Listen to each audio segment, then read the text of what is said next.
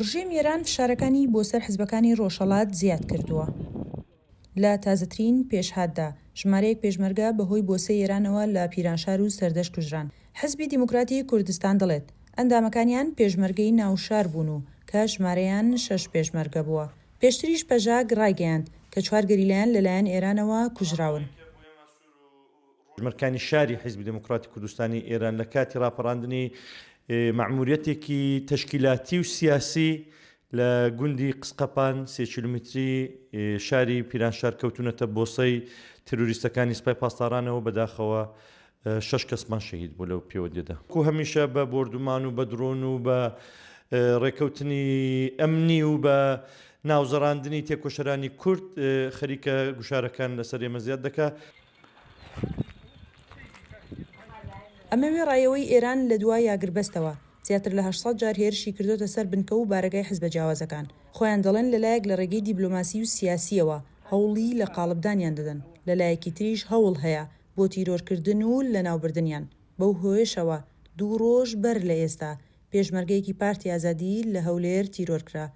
دەڵێن گەر دۆخەکە بەم جۆرە بەردەوام بێت بەرگری ڕەوا بە مافی خۆیان دەزانن. ئەزانی ئەو ماوە هەم ئێمە هەم لایەنەکان بە چەندین کردەوەی تروریستیمان لەسەر خۆمان خۆنسا کرێسەوە و ئەوە دەستگاکانی ئەمنیک لە باشووری کوردستان خۆشبەختانە لەو بارەوە بەرحاڵ چازانم هەمیشە بە چاوکراوەیی ئاگایان لە حیزبەکانی ڕۆژهەڵات بووە، بەڵام ئێمە بەش بە حاڵی خۆمان لە تروری سەرکردەکانمانەوە حتا پلانی تەقینەوە و چەندین پلانی تر لای ئێمە بەرحاڵ لەو ماوە خۆنسا کراسە. گوشارەکانی کۆماری ئیسلامی و لێدانەکانی کۆماری ئیسلامی ئەو ماوە خەریکە کارێکەکە کە ئێمە نەک ئێمە حیزبەکانی تر بچینە چوارچێوەی بەرگری ڕەواوە و ئەوە بە مافی خۆمان دەزانین کە بەرحاڵ لەو بارە و هەرچێکمان لە دەست بێ بوو پاراستنی خۆمان و گەلەکەمان بیکەین.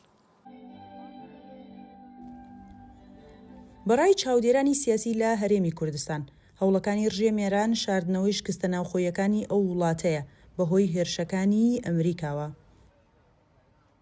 ئێستا کە لە هەموو کاتێ زیاتر بۆ ناوخۆی خۆی توندا و بە تایبەتی بۆ کورد بەشێکی زۆری پەیوەندی بە شکستەوە هەیە، بەشێکی زۆری بە هەناردەی شکستەکانیەوە هەیە بۆ دەرەوەی خۆی و کە وێنێژی وە پیشان بە کە ئەم توانای بەسەر ئەو کێشانە هەیە کە لە ناوخۆی وڵاتەکە هەیەی.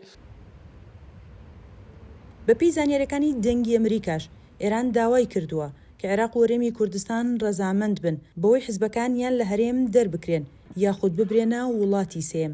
دیار نییە عێراق و هەرێم دەچنە ژێرباری داواکەی ڕژێم ئێران یاخودنا. سنوور کەریم، دەنگی ئەمریکا، سلێمانی.